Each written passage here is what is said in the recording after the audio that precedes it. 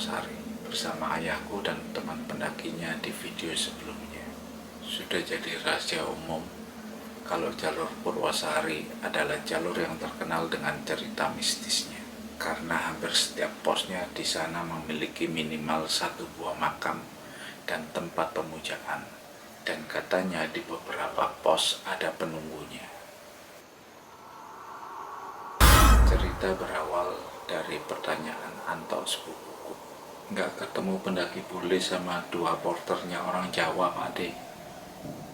Ayahku menjawab, nggak ketemu karena kita naiknya hari Sabtu, turunnya hari Senin. Anto menjelaskan, orang itu udah hilang di Arjuno 5 tahun lalu.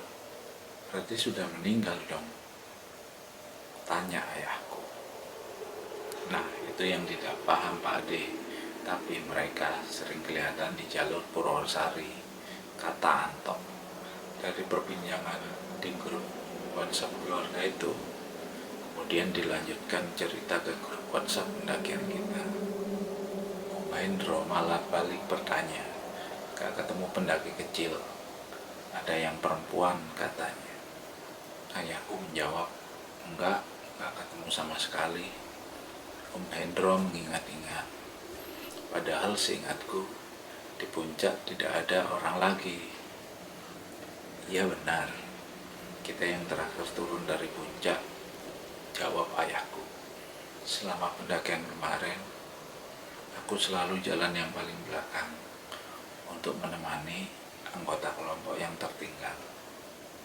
Ketika turun dari puncak, kita merupakan kelompok terakhir yang turun. Sudah tidak ada siapa-siapa lagi.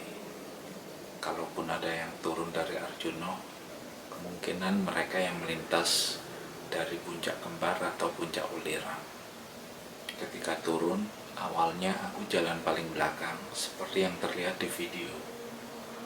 Sampai Om Didit yang paling belakang bilang, duluan aja Nal, gak apa-apa. Aku lihat mendung semakin gelap, sedangkan jas hujan ayah berada di tasku. Akhirnya aku memutuskan untuk mengejarnya yang berjalan di tengah rombongan. Jaraknya cukup jauh, sekitar 100 meter. Kalau tidak salah lakinya 3, perempuannya 2. Lokasinya di dekat Jawa Dwipa. Tidak bawa bekal apa-apa dan hanya memakai senter handphone saja, kata Om Hendro. Ayahku menjawab, kita turun tidak bertemu seseorang sama sekali. Cuma ada satu anak yang minta bareng turun dari Jawa Dwipa.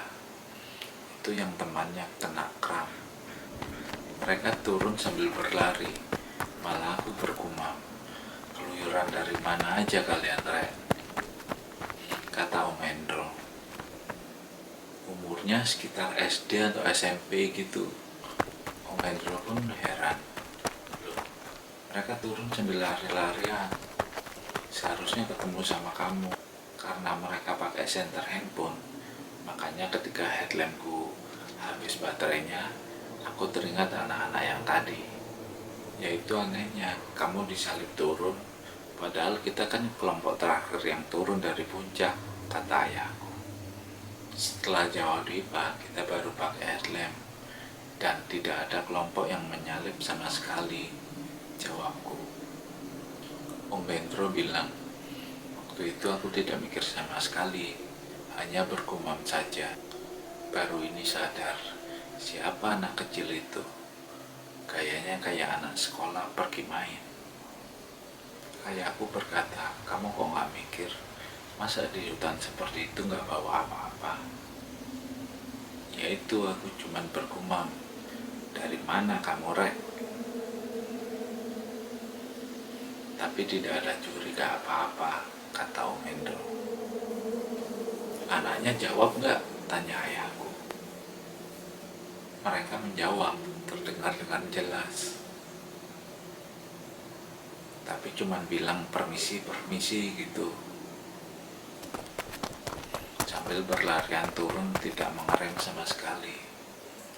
Di rekaman video, cuman aku dan Rinal saja.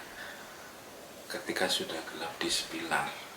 Seharusnya mereka menyalip aku dan Rinal di Sepilar, jawab ayahku.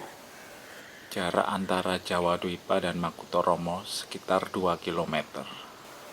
Dan di antara situ tidak ada yang camp sama sekali.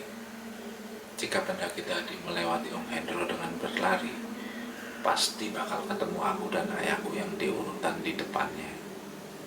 Tidak disalip sama sekali sama orang atau anak kecil. Malah ketika di Makutoromo, Rinal tidak langsung ke tenda. Dia mengabari anak yang temannya kram, jawab ayahku. Pakaian mereka semua berwarna putih, celana dan jaket berwarna putih kusam. Anak yang paling kecil sekitar kelas 5 SD, jelas Om Hendro. Pakaian putih kusam, berarti aku dan ayahku sampai Makutoromo sekitar jam 18.25. Sedangkan jam 18.47 Om Hendro minta tolong untuk membawakan air ke Sepilar karena mereka bertiga sudah kehabisan air dan dehidrasi. Akhirnya aku kembali ke atas untuk mengantarkan air minum. Pada saat naik, aku tidak menemui seorang pun. Sampai akhirnya bertemu Om Hendro, Om Didi, dan Om Hin yang kehabisan air.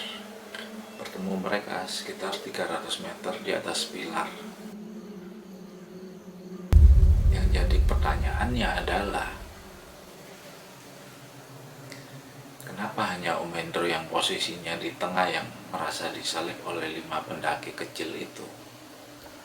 Kalau mereka berlari, seharusnya mereka bisa menyusul aku dan ayahku sebelum Makutoromo. Tapi aku tidak disalip sama seorang pendaki satupun. Kalau mereka camp di antara Jawa Dwipa dan Makutoromo, seharusnya rombongan Om Hendro menemukan camp mereka. Atau aku yang menemukan camp mereka ketika berjalan mengantarkan air ke atas. Tapi aku tidak menemukan camp sama sekali. Kalau mereka melewati Makutoromo saat kita sudah di tenda, pasti pendaki anak itu kelihatan. Karena tempat camp kita berada di dekat jalan menuju ke Sepilar. Kira-kira bagaimana menurut kalian?